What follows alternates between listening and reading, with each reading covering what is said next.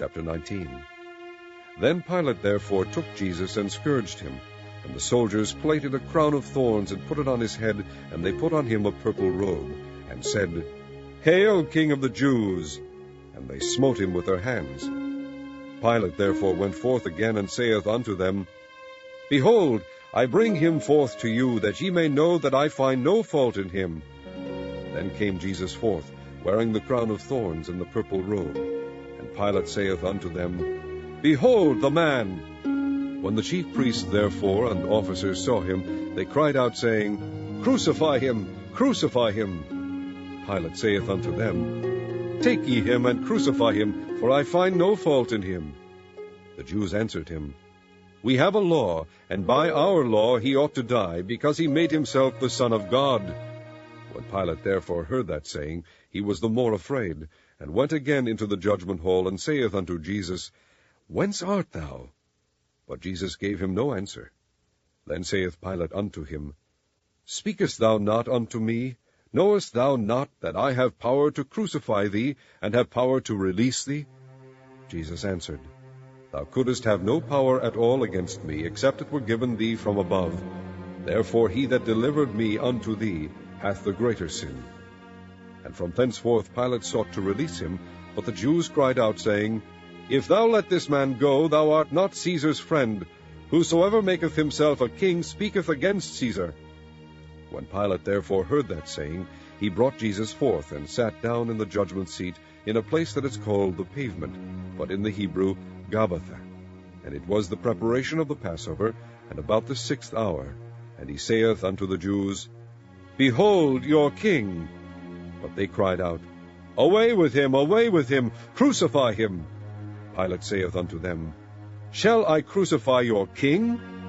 The chief priest answered, We have no king but Caesar. Then delivered he him therefore unto them to be crucified.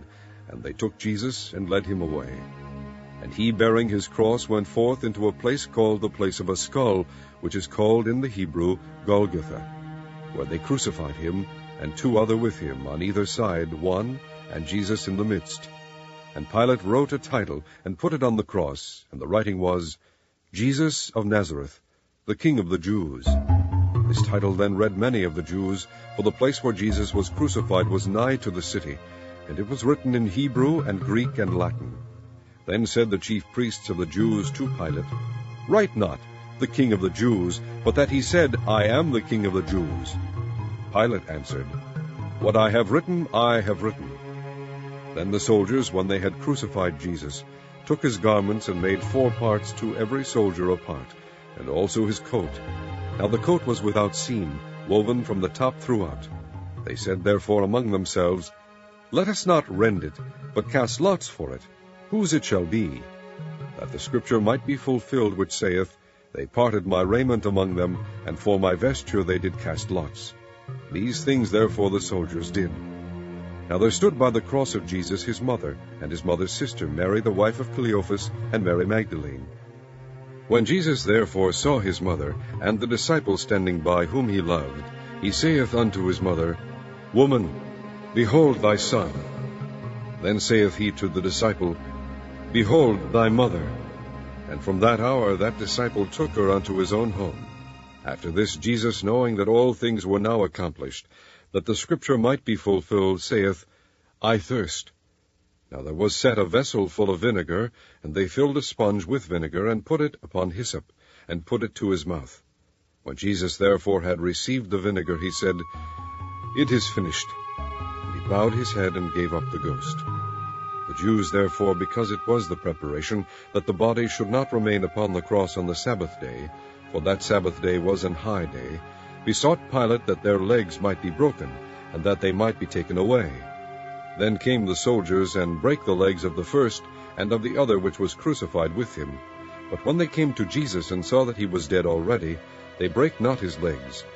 But one of the soldiers with a spear pierced his side, and forthwith came there out blood and water. And he that saw it bare record, and his record is true. And he knoweth that he saith true, that ye might believe. For these things were done, that the scripture should be fulfilled, A bone of him shall not be broken. And again another scripture saith, they shall look on him whom they pierced.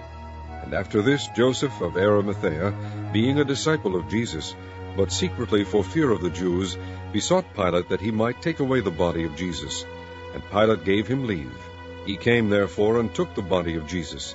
And there came also Nicodemus, which at the first came to Jesus by night, and brought a mixture of myrrh and aloes, about 100 pound weight.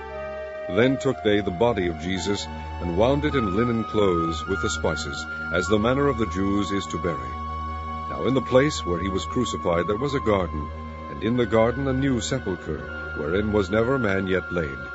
There laid they Jesus therefore, because of the Jews' preparation day, for the sepulchre was nigh at hand.